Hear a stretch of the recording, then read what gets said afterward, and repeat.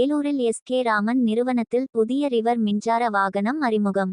Vellore March 21 Vellore மாவட்டம் ஆட்சியர் அலுவலகம் அருகே எஸ்.கே. ராமன் நிறுவனத்தின் சார்பில் புதிய மின்சார வாகனம் அறிமுகம் விழா நேற்று நடைபெற்றது. இதில் சிறப்பு அழைப்பாளராக நாராயணி மருத்துவமனை டாக்டர் பாலாஜி நந்தகோபால் கலந்து கொண்டார்.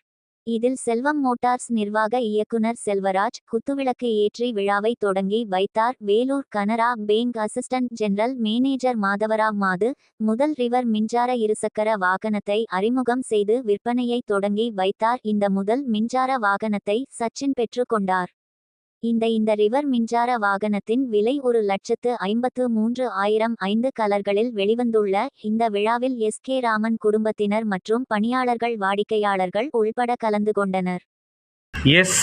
துரைராஜ், தினக்குரல் மாவட்ட செய்தியாளர், வேலூர்.